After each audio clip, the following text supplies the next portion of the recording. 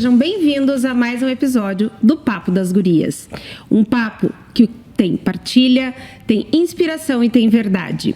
Hoje, a nossa conversa é daquelas que tocam o coração, porque vamos falar sobre vocação, maternidade, fé e persistência.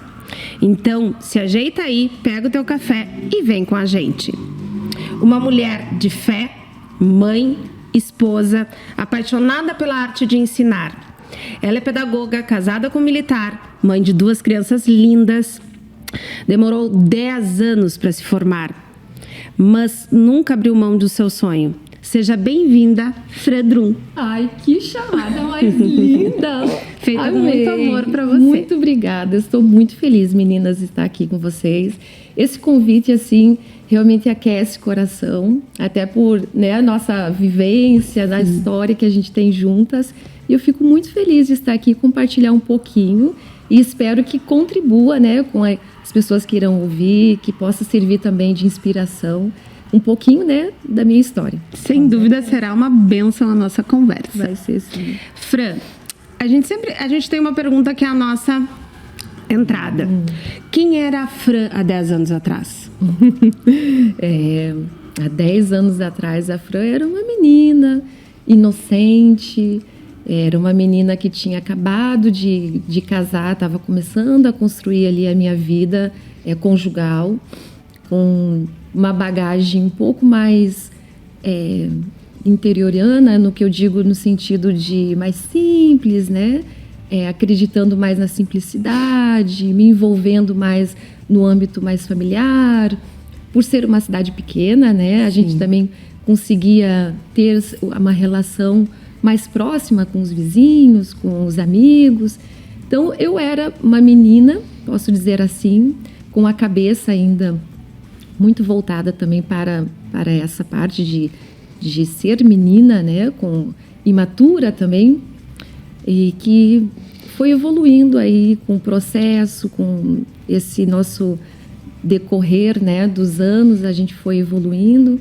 E eu posso dizer que há 10 anos atrás eu tinha muitos sonhos, né, queria ter também muitos sonhos que hoje ainda eu estou atrás deles, né, mas que eu olho para trás e vejo como Deus foi bondoso comigo, como Ele teve a sua misericórdia, a sua graça constante sobre a minha vida.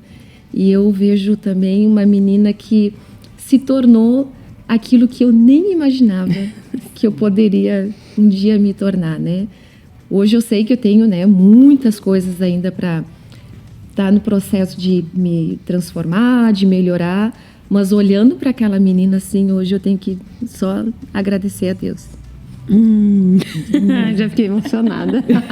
É que essa menina fez parte da minha vida toda, né? A gente se conheceu com 5, 6 anos. E até conversávamos esses dias tomando um café, que olhando para nossa trajetória, como a gente construiu uma linda história. Foi. Né? Como a gente escolheu fazer a diferença. Cheia de desafios, né? Cheia de desafios, de percalços, mas nunca desistimos, né? Mas a vida, ela não é só o lindo, maravilhoso, ela tem desafios. E a gente sempre tem um aprendizado deles, né? Isso é feito para eles. E que bonito é isso, Sim, né? com certeza. E a gente está aberto para isso, né? Com certeza. A gente olhar a situação mais desafiadora que possa ser, você tirar aquilo um bom proveito, ensinamento, como que você pode melhorar como pessoa. Isso. E a gente tem essa história, né, Fran? A gente às vezes senta, bate papo, quando a gente olha e fala assim, gente, o celular é tim, tim, tim, vamos embora. Tanto é que a gente combinou, né? Nós temos que tirar 15 dias, vamos nos ver. A gente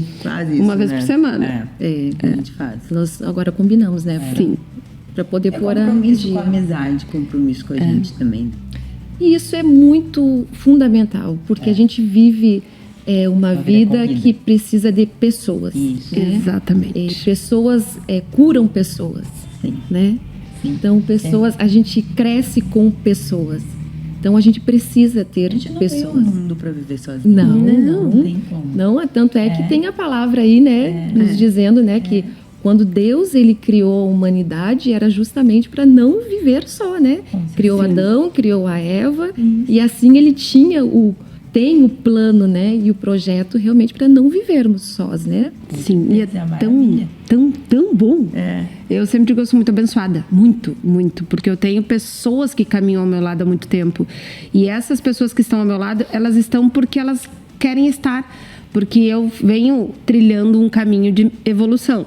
Então, eu nem sempre fui e ainda não sou uma coisa assim, né? Mas eu sempre fui leal. As minhas amizades, ao que eu julgo pra mim como importante, eu sou leal, sabe? E tu consegue perceber que quando você fala em lealdade, isso vem muito da nossa geração? Sim. A gente tem isso muito forte, né? Sim. Porque hoje a gente conversando e a gente, querendo ou não, a gente é exposto, né, a essa nova geração, né? Sim, a tendência, filhos, né? A conversa deles. E a gente... É muito sutil, mas paira ali, né, que eles não têm isso como prioridade, né? Os círculos trocam. Bem, né? Ai, não tô mais... Eu sei, como assim tu não é mais amigo?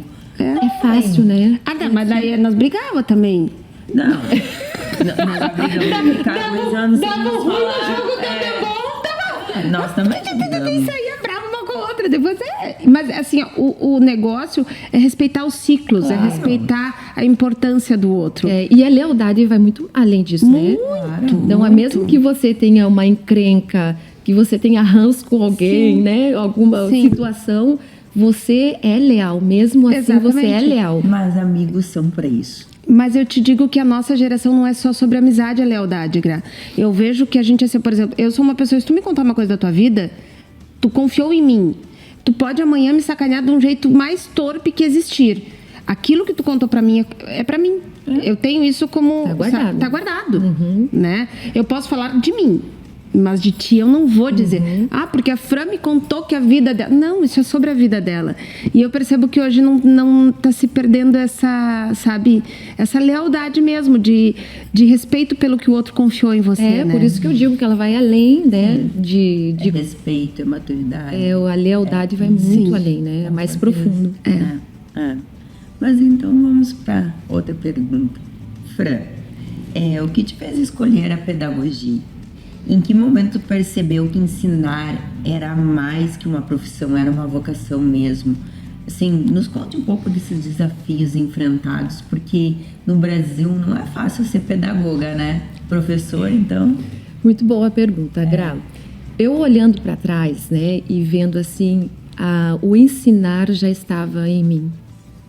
E aí, nos primeiros momentos assim que eu me via ensinando, começou na igreja. Então, eu trabalhava na igreja, né, como voluntária. E aí, uma das ações que eles me colocavam no voluntariado era sempre voltado para a educação. E hoje, eu olhando assim, eu vejo assim que Deus já estava me preparando, né, e me colocando ali também as experiências, né, em vários âmbitos, claro, né. Mas eu já comecei a ensinar, então, as crianças na escola dominical. Eu ensinei a tocar teclado. Então, eu não sou, né, uma baita instrumentalista, não sei muito, né? Mas, assim, eu conseguia ensinar as crianças, né?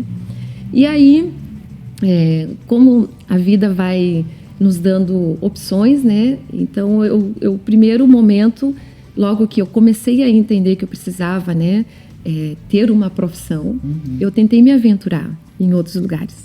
Tentei fazer gestão financeira. Muito diferente de pedagogia. E aí, por conta, né, eu já estava no quase o primeiro ano de casado. E aí, já foi um balde assim, de água fria, porque eu já senti aí já o primeiro obstáculo, né, nos estudos, né? E aí, já o primeiro ano, já desisti. E aí, eu também não me identifiquei muito, né?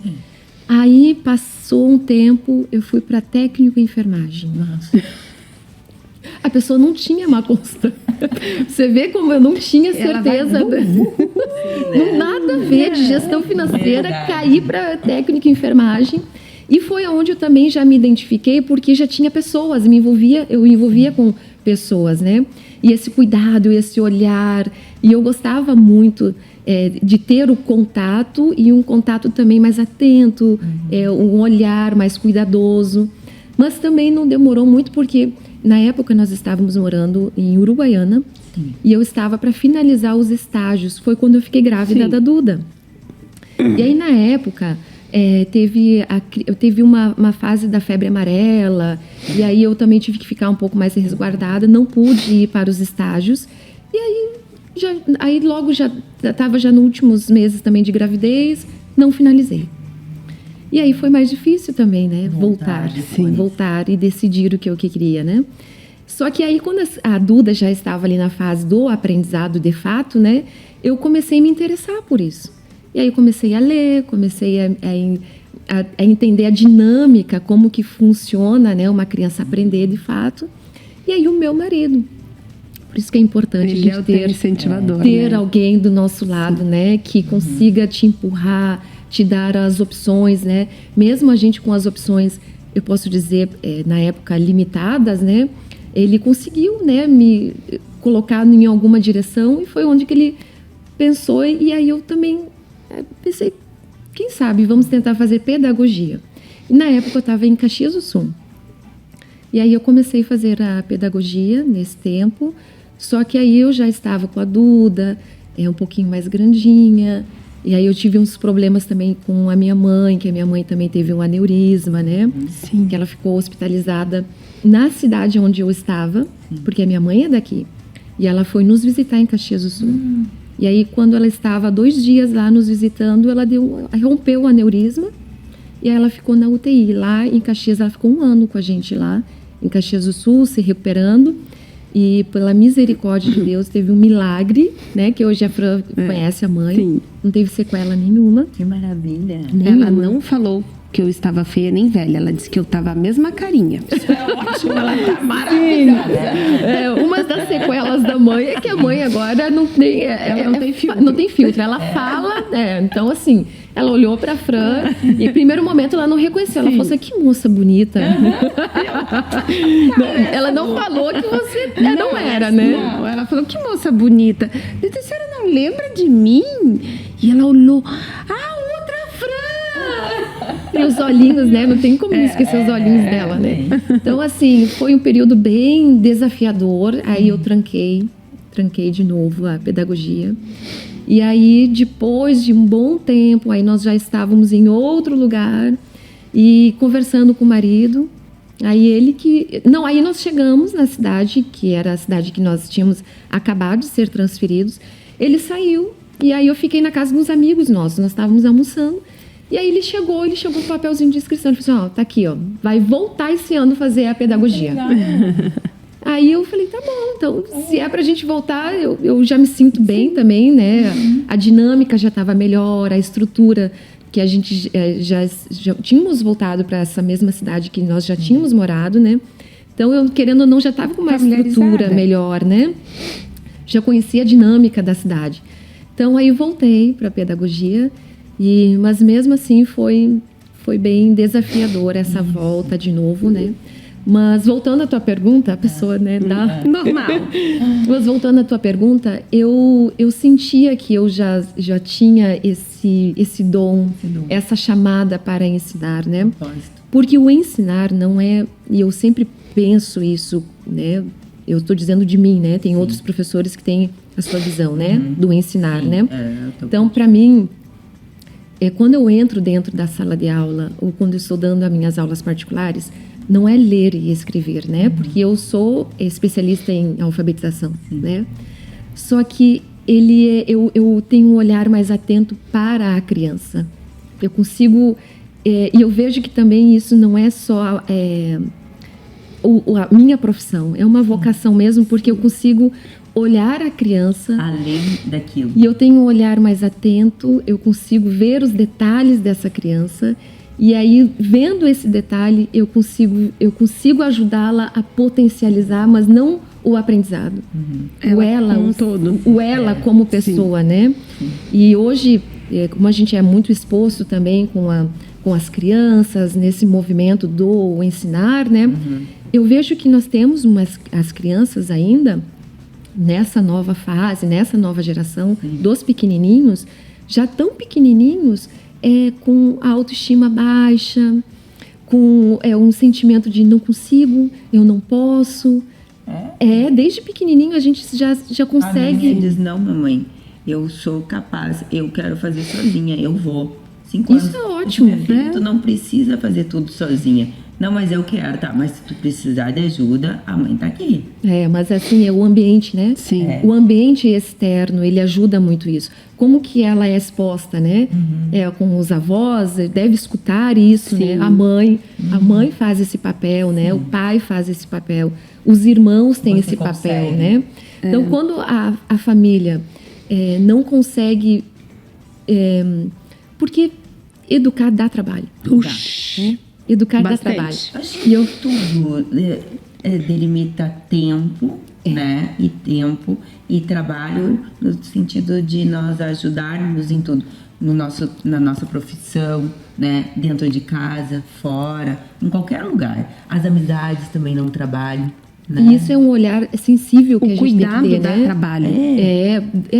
Porque Educar educar dá dá trabalho, é né? regar, e educação nada mais é do que um cuidado. E eu digo assim, não no âmbito profissional. Não, todos Eu digo a eles. gente dentro de casa, né? Sim. Porque quantas vezes eu tive que desligar o fogão e ir lá e parar, Duda, Pedro, quantas vezes, né? E aí, nesse desligar as panelas ali, é um tempo que você perde, né? Porque tu tá no meio ali daquela função de fazer comida, com o tempo corrido, e aí eu vejo algum tumulto deles lá. Para Eu vejo que a conversa não tá saudável, né? E aí eu tenho que desligar e ir lá e parar e colocar os dois, um de frente para o outro. E eu aproveito essa situação para mostrar para eles o que é realmente o viver, né? A vida, né? Sim. Porque você falar, né, para as crianças e de qualquer outro momento mais confortável, talvez não tenha um significado, né? Sim. Marcante para eles.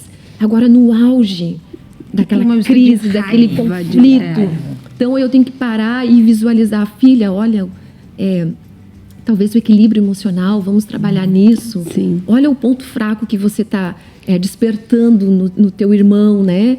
Então, esses desafios do dia a dia é que faz realmente a mãe e o pai olharem para a criança e aí potencializar a criança, as qualidades que devem ser potencializadas, né?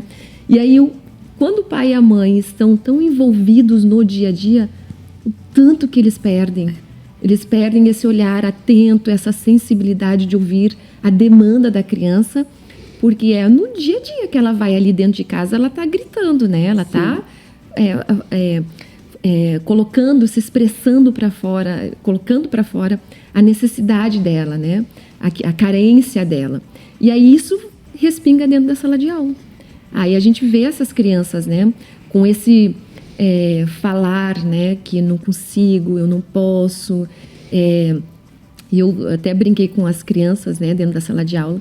E aí a gente estava conversando, porque aí tem alguns momentos da sala que eu paro. Sim. E aí é o momento que a Fran entra como terapeuta. Sim. Que eu entro ali como uma cuidadora mesmo, né? Sim. E é isso que daí eu estava te falando, né? Que aí tem ali, claro, o posicionamento de cada professor, né?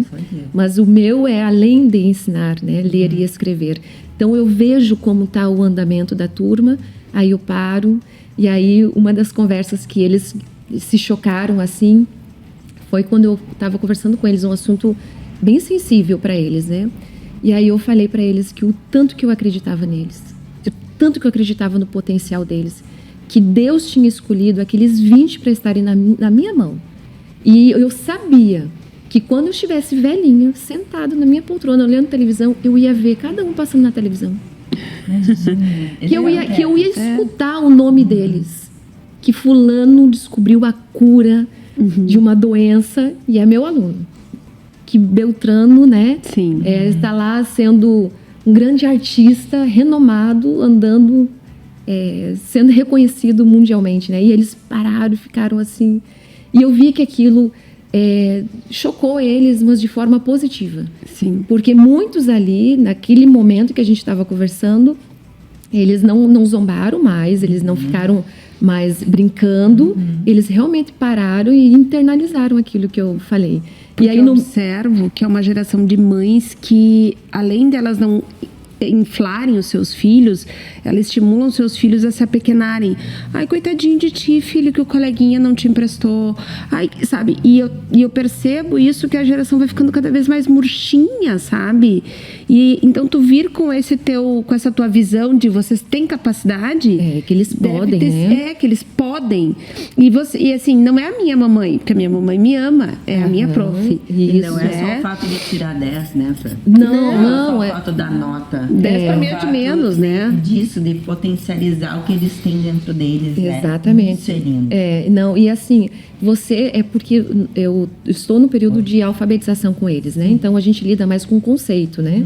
Então, mas você já colocando essa estrutura e formatando isso na cabecinha deles o quanto antes, quando eles estiverem no terceiro, no quarto, pode vir a nota que vier, né? Eles estão com uma base boa, com esse pensamento bom, eu digo com essa cabeça forte, né? Sim. Então, quando eles estão com a cabecinha forte e sabendo que pode vir a nota que vier, porque a nota não define eles. E não irão definir. Não define ninguém. Ninguém. Sabe qual é a parte ruim? Ela não vai estar aqui para alfabetizar a Ayla. E nem ela não vai estar aqui na sala de aula. Entendeu? Mas tudo certo. Mas a gente faz um online, né? Que era isso. A próxima pergunta é sobre eu isso. Eu vou requisitar isso também. Óbvio.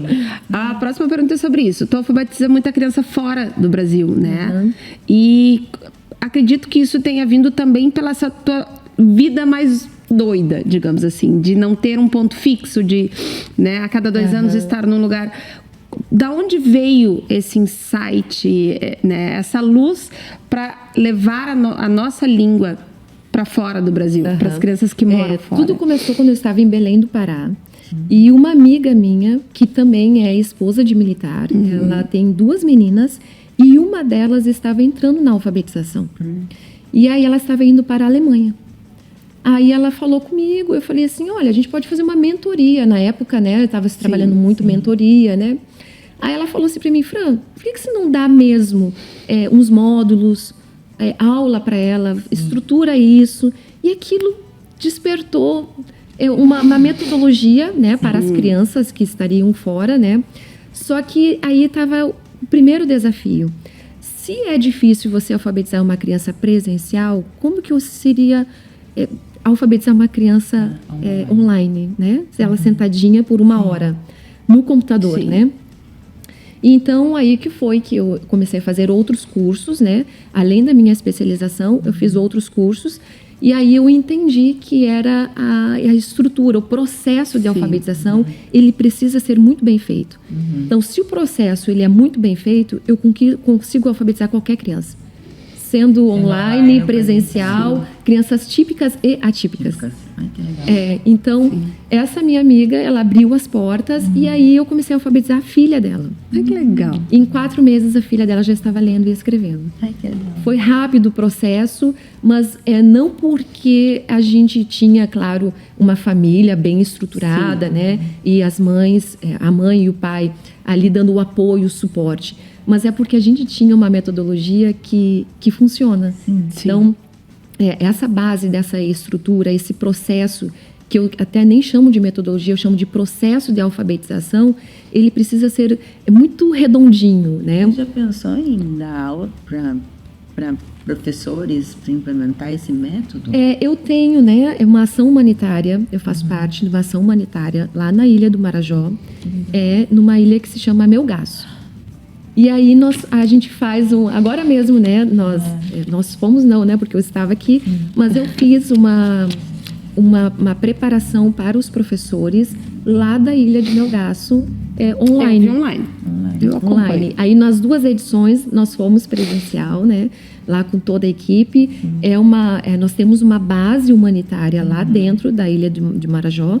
E aí nós temos vários setores, né, várias áreas, né, e uma delas é na área da educação, e é onde a gente entra com a formação para os professores de rede pública, né, e ali eu disponibilizo todo o meu material, que é de minha autoria, aí eu coloco lá para os professores e faço o pente fino de todo esse material, como eles devem alfabetizar as crianças lá, usando o material. E graças a Deus, assim, a gente tem tido bons retornos, E a gente tem também, como em Belém do Pará, nós estávamos com espaço também, e aí eu deixei o material com as meninas, aí a gente também faz ali uma formação com os professores que vão entrando dentro do espaço, e aí a gente vai tendo um feedback, né? O tanto da evolução que esses alunos estão tendo com o processo de alfabetização. Como importante para eles essa mudança, né? Imagina. É porque assim, a Porque ciência... só conhecimento nos tira da ignorância, Só, né? Sim. Só. Não adianta. Conhecimento liberta, né? Ele liberta. Ele transforma. E hoje nós temos ferramentas, Gra. Sim. Hoje nós temos a ciência ao nosso favor, né? Então, eu tenho especialização em neurociência na educação e ela nos mostra, né, como que a criança aprende e o que dá certo, né? E dá errado. E o que dá errado, que a gente já sabe, porque nós temos os nossos índices aí, né, do nosso país, que são alarmantes, né? Mas nós temos os índices que nos mostram o que dá certo. Como que faz uma criança aprender de fato, né? E como aprender melhor, né? Então, nós temos ali as nossas demandas, principalmente dentro da sala de aula, que nós temos crianças típicas e crianças atípicas, né? E aí nós conseguimos, mesmo assim, dentro de uma sala de aula com 20, com 30 alunos, a gente consegue alfabetizá-los, né? Porque a gente tem ali um processo de alfabetização onde tem a ciência por trás disso e aonde eu consigo pontuar, né? Mas eu percebo que além da ciência tem o teu olhar. Aquilo que nós estávamos falando, Porque, assim, cada criança tem um processo. E, assim, conversamos no episódio que até vai ao ar hoje, que vai estar bem especial, que é assim, ó, cada criança tem um processo, cada criança tem uma criação. E mesmo que ela venha da mesma família, os teus filhos devem ser crianças completamente distintas, né? E a tua percepção dessa distinção em sala de aula, acredito que faça toda a diferença. Esse teu feeling, esse teu cuidado com perceber a criança em si. Né? Aquilo que eu estava comentando com vocês, né? Sim. Não é só ler e escrever. Não. É o entender também como que a individualidade de cada criança, como aquilo vai refletir no processo, né? Do aprendizado. Então, eu percebo ali porque nós temos os 5 sentidos, né? Então, tem crianças que aprendem através dos 5 sentidos. Mas eu não tenho uma sala de aula inteira que aprende só vendo, só ouvindo, né? Então, eu tenho ali crianças que aprendem, são sinestésicas, né? Então, eu tenho que trazer muito sensorial. Então, é esse o olhar que eu tenho que ter, né? Claro. E eu digo isso, que o professor, ele tem que ter essa sensibilidade, né? Não digo da vocação que eu tenho, né? Mas eu digo o mínimo da sensibilidade, olhar para uma turma e ver a individualidade de cada um, né? Sim. Ver Mas tá difícil.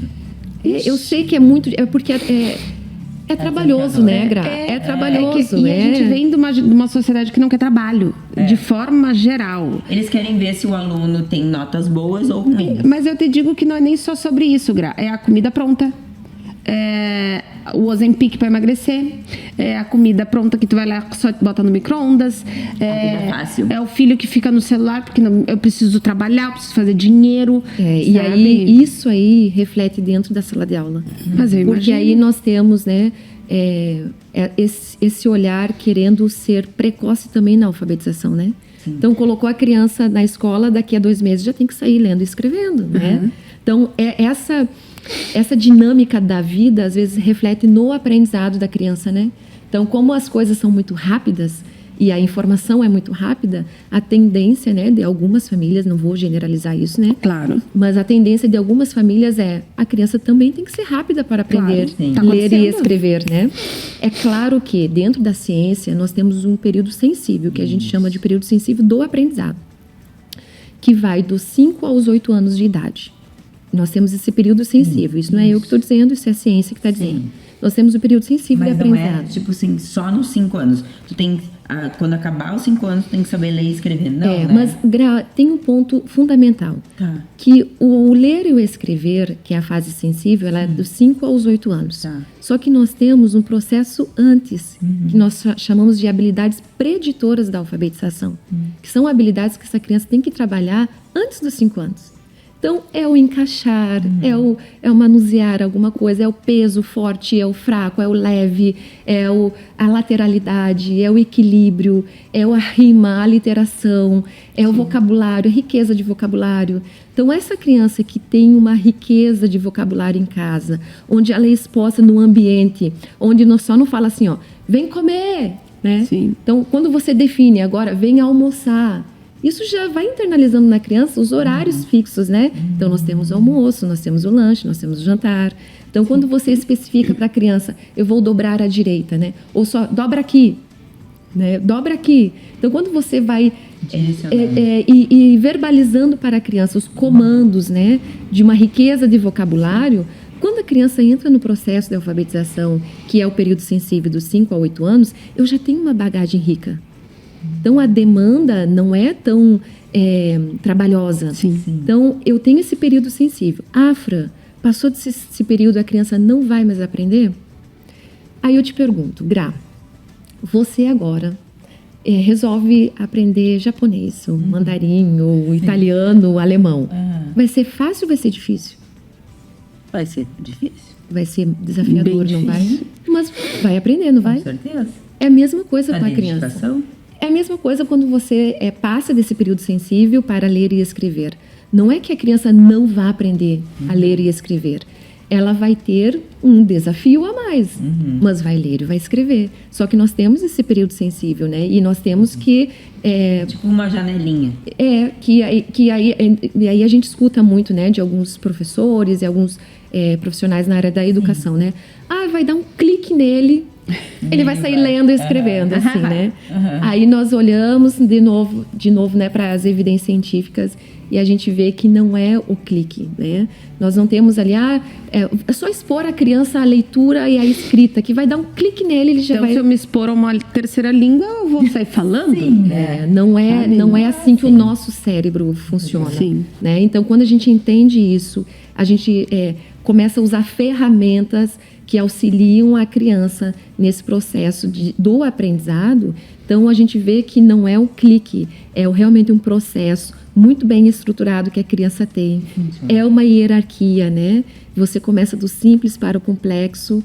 E aí fazer isso no Brasil, né? Fia, eu adoraria que as pessoas também. entendessem que educação mas Vocês é uma aqui, educação um chamado, conjunta, né? Nós precisamos. Eu de mais disse que a gente. gente precisa de mais Fran no mundo. É verdade. Imagina, eu só trago gente boa para esse negócio. Não, mas eu devo dizer que tem muitos professores bons aí, muitos professores, né, que mesmo com poucas ferramentas, né, fazem uma sala de aula crescer, exatamente crescer. Mas o que eu digo não é menosprezando quem já está, mas é o teu desejo de ver além.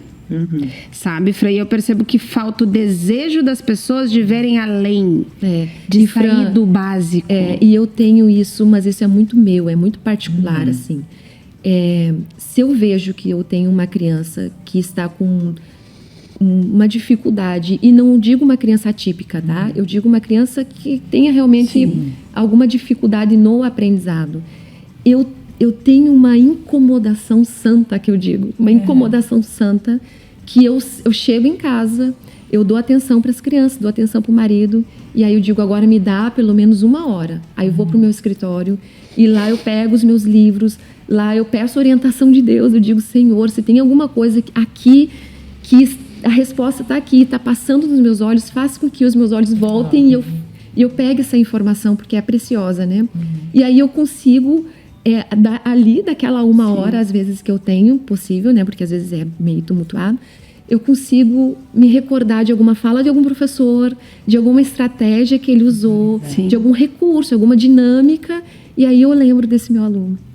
Então, é realmente um olhar mais atento, e eu digo e repito isso, né? É um amor que a gente tem, é uma vocação mesmo, né? Uma missão. E eu olho isso realmente como... E eu olho e eu digo também isso para Deus, né? Se hoje Deus me deu apenas essa turma para cuidar, eu quero cuidar, mas de tal forma que eles, quando estiverem mais adultos, eles possam olhar, eu tinha tal dificuldade, a Prof. Fran despertou em mim um desejo que eu poderia superar essa dificuldade. Ou que a Prof. Fran, naquele ano, a Prof. Fran falou uma coisa que entrou na minha cabeça e não saiu ficou mais. Ali, né? como uma semente. Mas não um aprendizado, é o ser humano, né? Sim. Então, como ele tem esse potencial, que ele no caráter, nos princípios, né? E isso eu levo para dentro da sala de aula, né? Sim. Então vamos lá. Como é para ti essa rotina de a cada 2 anos tudo mudar? Né? Porque, como tu falou, tu vive em constante recomeçar, né? Falou em resiliência e adaptação. Como é que é para ti essa vida? Gra, eu hoje, com a maturidade que eu tenho, com os meus 43 anos que eu tenho, eu vejo que Deus me deu pequenos recomeços. Pequenos recomeços Deus tem me dado. E eu digo isso no sentido de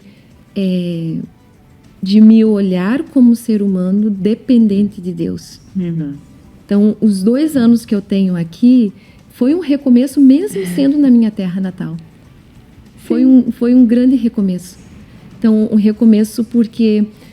E é um desafio também porque, olhando para a nossa vida, né? Em alguns momentos eu vejo que foi uma vida solitária também. Né? Com certeza. Então, você entrar num ambiente onde já está formatado, onde já está confortável para um grupo, né? E você querer ser inserido nesse grupo... Pertencimento, né?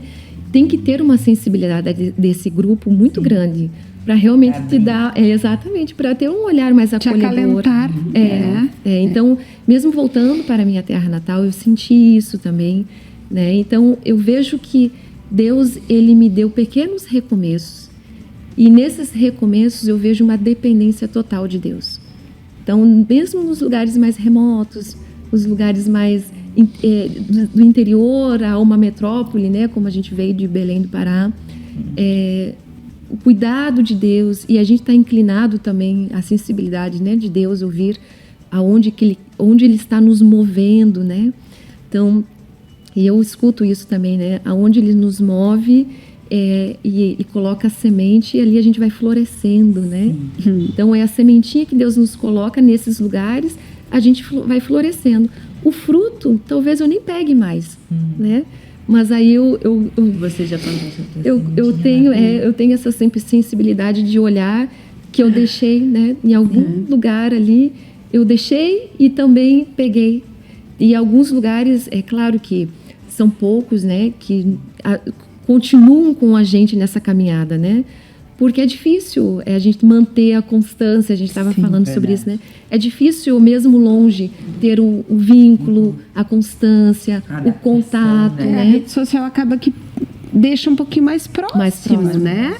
Mas não é a mesma coisa, não é tomar um café, olhar no olho. Não. Né? E aí que eu estava, né, antes aqui nos bastidores, a gente estava falando, né? Sim. Que eu olhando assim para uma amizade de 15 anos, tendo uma constância, né, no olhar, no ver, no sentir, no estar no dia a dia, né, seja nas coisas mais simples do dia a dia, né, e aí eu não tenho isso, né, então eu tenho isso no período curto de tempo. Tu sabe que o Vini fala muito da minha amizade com ela, né, porque ele disse assim, é muito engraçado porque vocês não se ofendem. Se sabe, uma atrás pra outra, tipo assim, Gra, não é assim. Fran, tu tá louca. E a gente não pega como ofensa. A gente pega como Deus falando, sabe? Uma é tipo, Deus usou ela e me disse, Fran, segura aí, ó, vai, te olha. Assim como Deus tem te usado pra mim. Sabe? Aquele dia que a gente tomou café, eu saí de lá, tipo, cara, Deus é tão perfeito que ele trouxe essa mulher no momento exato que eu quero estar cada vez mais próxima dele, sabe? Então, assim, é sobre isso, é sobre cuidado dele com a gente. E a gente estava falando, né? A gente precisa de pessoas, né? Sim. Então, essa nossa mudança e esses desafios que a gente tem, a gente também tem uma união a mais com os nossos, Sim. com a nossa família, né? O de dentro de casa, Que né? então já vou esperar tu falar. É isso que eu ia te perguntar, assim, ó, porque é uma cidade nova, é uma igreja nova, são colegas novos para os teus filhos, escola, amizades. Como é que fica isso tudo, assim? Como é que tu muda com essa adaptação, mudança, deslocamento? Como é que tu faz com que isso não crie uma certa revolta? Tipo, mãe, eu não consigo ter amigos, eu não consigo criar frutos, digamos Nós assim, somos ou adultos, raízes. né? Nós resolvemos. E é fácil, tá? É. É fácil eles terem esse espírito, né? De reclamar, de sentir falta. No sentir falta que eu digo não é... De uma constância, né? E não é no sentido mal, sabe? Sim. Eu digo assim, é muito fácil eles caírem nesse pensamento, né? De serem... só a gente é assim, a gente não tenho... A minha escola não é sempre a mesma, os meus amigos sempre já estão lá em outro movimento, Sim. estão reunidos, estão passeando, e eu estou agora aqui no Rio Grande do Sul, Passando né? frio. O frio, aqui é muito frio, né? Não consigo me adaptar. Então, é muito fácil a gente cair nesse pensamento, é muito fácil. Então, nós temos dentro de casa os nossos combinados, né? Então, e a gente também tem uma conversa muito aberta com as crianças. Nós estamos sentindo mais agora por conta da Duda ser uma adolescente, né? Mas até então, nós não tínhamos nenhum momento que a gente tivesse que analisar a situação ao ponto de olhar e ver realmente que ia ser algum sofrimento, né, para as crianças. Nesse momento agora que a Duda está com 14 anos, que a gente começou a perceber alguma mudança no cenário, no emocional dela, né? Então, por ela ter saído de um ambiente que ela conquistou, né? Então, nós chegamos em Belém do Pará, ela conquistou o lugar que ela estava lá, né? Ela foi para uma outra instituição, ela foi para um colégio militar, onde não era a instituição que ela estava, né? Então, o ambiente, a situação que ela estava em Belém do Pará, ela conquistou. E ela largar aquilo e vir, né, atravessar o país e vir de novo para o Rio Grande do Sul, com outra dinâmica, outra instituição. Cidade do interior. Cidade do interior, né? Isso, para adolescente. Exatamente. E ela é uma menina que gosta de sair, de passear, ir no shopping. Então, ela vir para cá, a gente sentiu isso no emocional dela, né? Então, nós estamos trabalhando muito isso com ela. E ela conversa, graças a Deus, assim, ela é uma menina, uma adolescente, e ela se expressa bem, ela consegue falar pra gente, né, o que está acontecendo, ela não tem melindres também de falar. Então, é esse ponto forte também que a gente tenta sempre... É uma base sólida. Manter essa nossa convivência de ter liberdade de conversar aquilo que está ruim, aquilo que precisa ser melhorado. Que é aquilo que também ela gosta muito, que a gente tem que manter, né? Sim. Então, essa nossa conversa, essa nossa dinâmica domiciliar, isso nos mantém firmes no nosso propósito, e pode vir os desafios que forem aparecendo, né? A gente né? A gente tá forte, a gente tá grudado. Então, assim, quando um tá tentando, a gente já puxa para cá, né? Então, nós temos os desafios nossos como pais, né? E profissionais, né? A gente também tem os nossos desafios como se manter firme e equilibrados, né? Não, de forma nenhuma, né? Só que a gente tem os dois que eles precisam da gente, né? Então, a gente se mantém nessa posição para poder manter os dois também firmes e fortes. E aí a gente sempre tira proveito de alguma coisa da situação para eles entenderem que não é ruim, né? Que é bom a gente mudar de 2 em 2 anos, que olha o privilégio que Deus nos deu, né? Da gente rodar o país. Então, quando nós saímos de Resende para Belém do Pará, nós fomos de carro com eles. Então, nós levamos 4 dias de carro. Então, a gente dizia para eles, olha, é difícil uma criança fazer isso que vocês estão fazendo. A gente está cortando o país, vendo a mudança da vegetação, a mudança do clima, a deixar cultura. lúdico o que é rotina. E isso faz com que eles também criem memórias, né?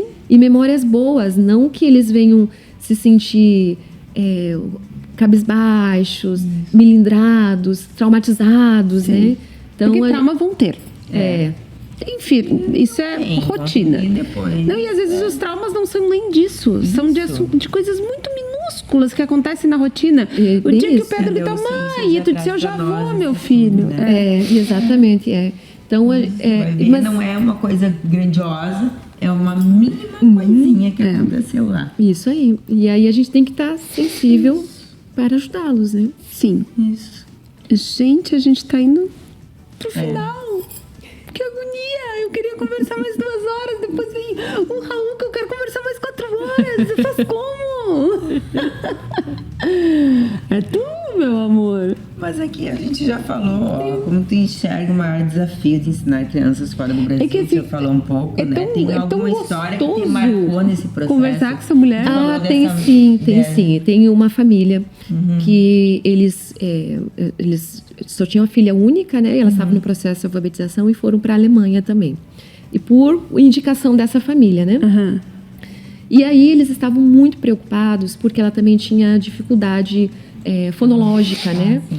Então, a minha tem e aí a gente, e como também a gente tem o processo de nós temos dentro da alfabetização, né, método fônico. Então a gente trabalha também, né, o som das letras. Então a gente trabalha bem a articulação da boquinha e tudo mais.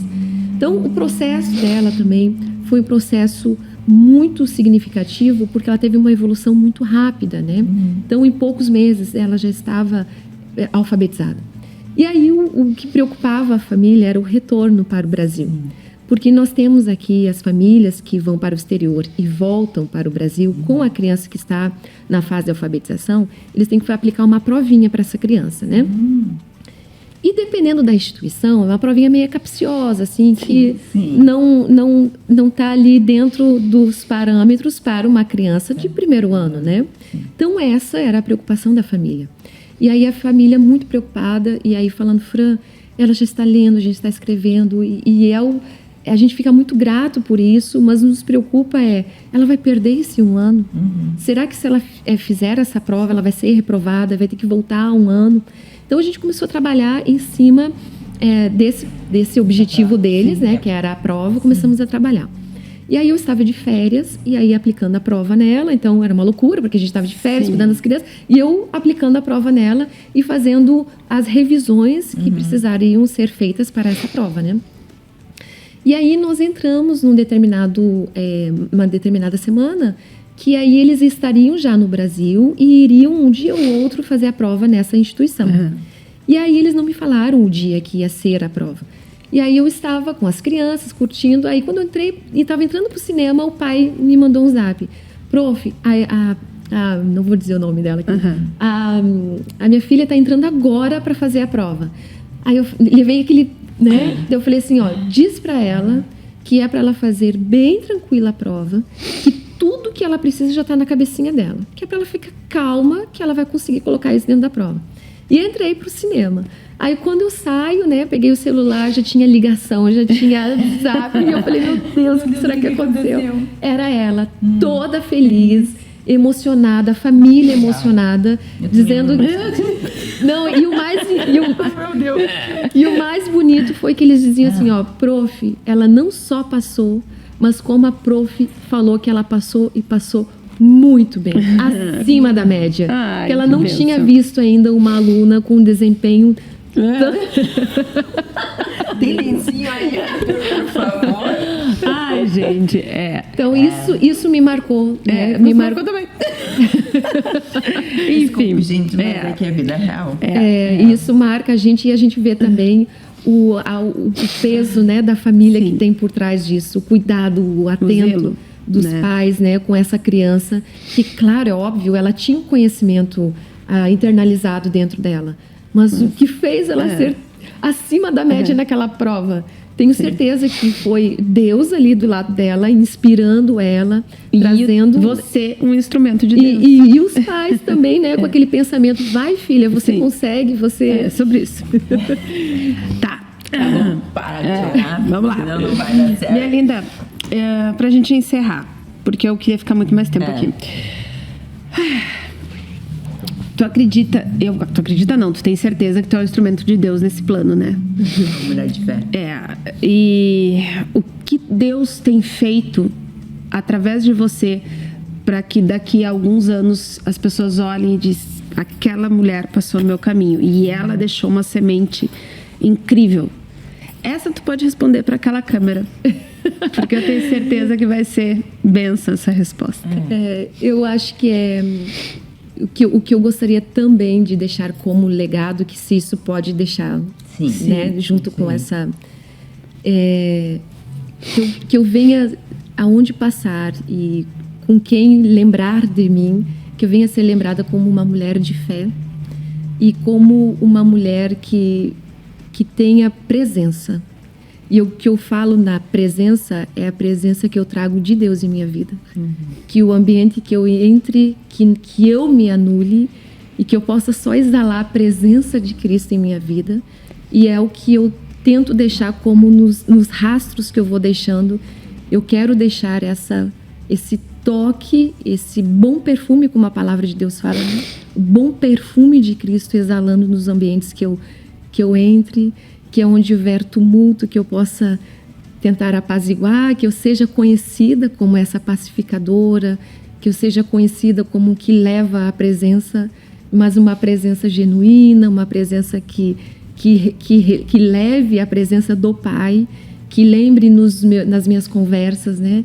Que transmita a fé, que em cima de tudo, mesmo com os grandes desafios que a gente tem, mesmo com bom ânimo. E com o mundo dizendo não, que a gente não vai conseguir, que a minha história diga que a gente consegue, nós somos capazes, que nós podemos, que a gente, só você ter uma disciplina, que você ser determinada, a gente consegue, que eu possa contar essa história e que eles lembrem dessa história, o quão disciplinada eu fui, determinada eu fui, como o meu posicionamento de fé, mesmo quando as coisas todas à minha volta me diziam ao contrário.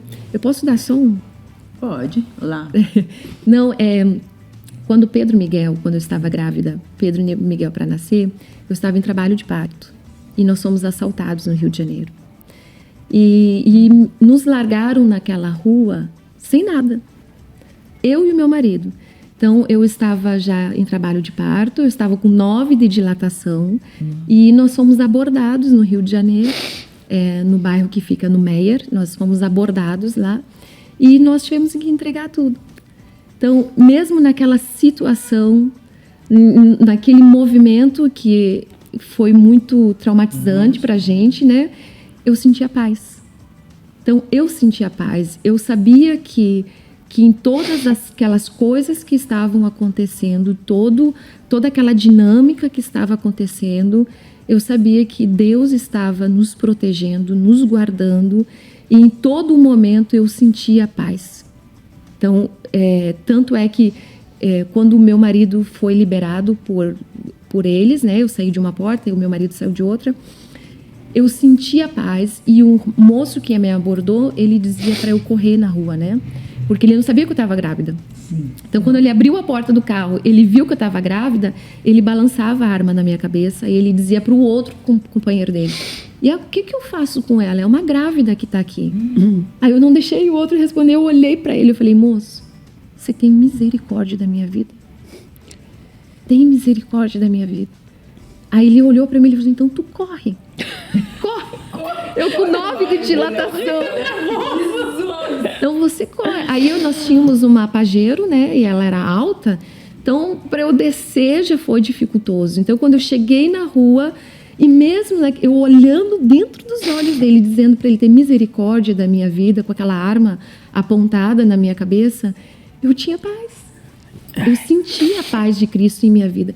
E aí, quando eu corri para a rua, eu vi umas luzes fortes piscando atrás. Aí eu olhei, era uma ambulância que vinha vindo. Aí eu gritei pro meu marido, que estava sendo liberado, eu gritei pro meu marido: amor, corre aqui, é uma ambulância que vem vindo. E aí eles tentando sair com o carro, e eu escutei eles tentando sair com o carro. Aí a ambulância estava desviando, porque ela viu aquele furdunço todo, estava desviando. Aí meu marido se jogou na frente da ambulância. Aí a ambulância estava indo socorrer um chamado que eles tinham, estava indo socorrer. E aí eu vi que socorro era para nós. Era nós, era o socorro, Deus nos tinha mandado. Então, aquela ligação, provavelmente, não era para a morte também, né? Sim. Mas aquela ligação que alguém deve ter feito foi para nós. Então, os detalhes que da minha história, que eu tento contar para as pessoas, que isso seja... Vai contar até o final, daí tu entrou dentro da ambulância, por favor. Entramos dentro da ambulância, fomos ali resgatados, graças a Deus. E é claro que quando eu entrei dentro da ambulância e me senti segura, aí eu consegui, assim, me libertar daquele sentimento que eu estava, que era o sentimento, é claro que... De apreensão. De incerteza, mas eu sentia paz. Eu sentia que nada de ruim ia me acontecer. Eu sabia disso, que não ia acontecer nada de ruim. Mas eu conseguia aí me entregar, assim, para Deus, né? E era um entregar de gratidão. Eu dizia, botava a mão na minha barriga, eu dizia, obrigada, Deus, obrigada, porque foi um livramento. Sim. E olha o detalhe, uma semana antes eu estava fazendo o preventivo e pegamos um Uber. E aí, antes de descer no Uber, o motorista falou assim, vocês se importam de fazer uma oração por vocês? Aí eu, não, claro. Ele falou, vocês são evangélicos? Nós somos. Ele falou assim, aí ele orou. Ele olhou para mim e falou assim, Deus manda te dizer que Ele está dando um livramento para você. Nossa. E aí, quando eu estava dentro daquela ambulância, eu lembrava disso. Eu lembrei disso, eu lembrei dessas palavras, né? E eu lembrei que tudo já estava no controle de Deus. No controle de Deus. Que iria acontecer. Deus permitiu que aquilo acontecesse, mas Ele estava nos dando livramento. Não era para morte, não era... Aí você me pergunta, tem trauma? Nenhuma. Nenhuma.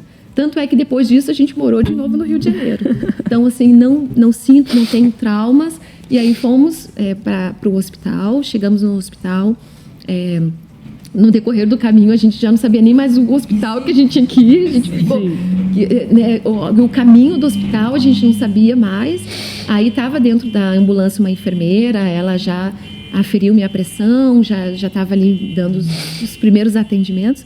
Aí chegamos no hospital, já fomos acolhidos ali, e aí eu, naquele choro constante, incontrolável, aí veio uma enfermeira e aí ela veio aferir minha pressão, só que ela deixou o aparelhinho em cima da mesa. E aí ela dizia assim, gente, pelo amor de Deus, leva essa menina pra lá, porque aqui, ó, nem pressão essa menina tem. Aí eu enxugando a lágrima, eu falei, mas senhora, é que a senhora não colocou aqui. Eu tentando acalmar a senhora. Então, e aí, só que aí nós não tínhamos celular, nós não tínhamos documento, não tinha roupa, a malinha do bebê, nós não tínhamos nada. Eu entrei pro hospital só com eu, Pedro e Miguel. Pelo menos, né? E aí, aí nós vimos também ali os detalhes de Deus cuidando da gente, né? As pessoas, uma ajudante de limpeza, ela emprestou lembra do Nokia, aquele? O Nokia pequenininho. 3520. Ela falou pro meu marido, ela escutou o meu marido falando que precisava de um telefone para poder acionar alguém e pedir ajuda, né? Aí ela veio e falou assim, olha, eu escutei, eu tenho R$10 aqui nesse cartão. Meu Deus. O senhor pode usar, ele é seu. Só que aí o meu marido só lembrava do número, porque com essa função de celular, a gente não sabe mais número de cor. E aí ele só lembrava do número da casa dele, que é dos pais, né?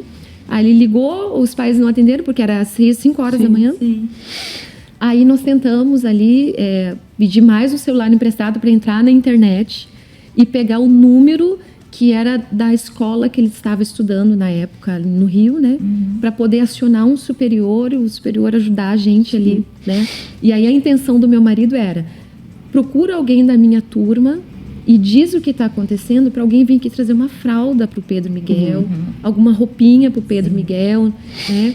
E aí conseguimos o celular emprestado, entramos na internet, aí com o celular da senhora, ele fez a ligação, acionou.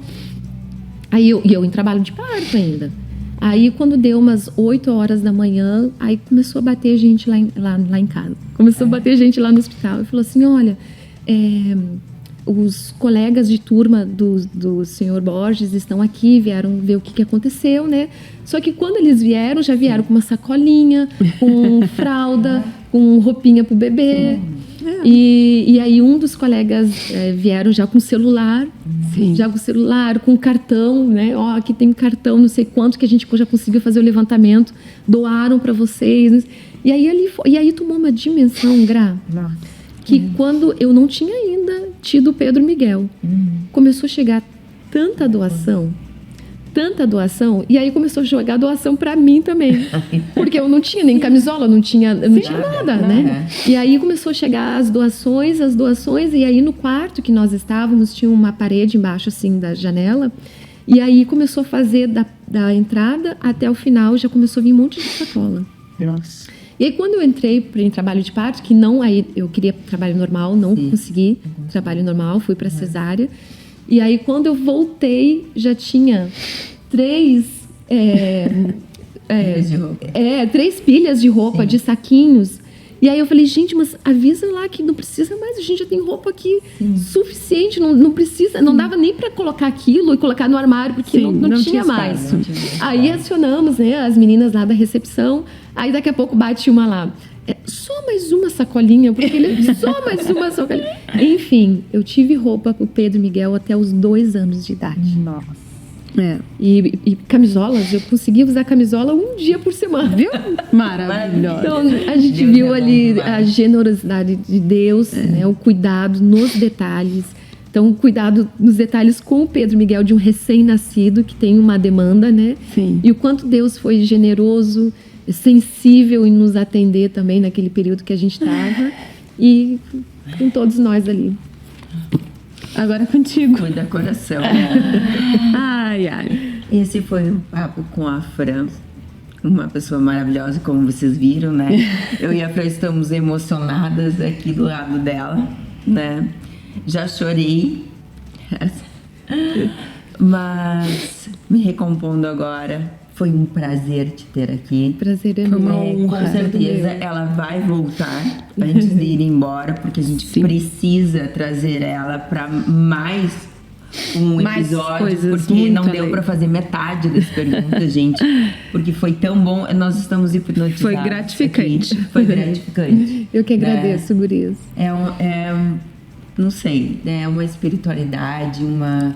Eu uma avisei, eu não avisei. Avisou, mas é que, né, a gente avisa, mas é só quando a gente tá em loco que a gente vai sentir, porque aqui é energia, né? A vibração vem, bate.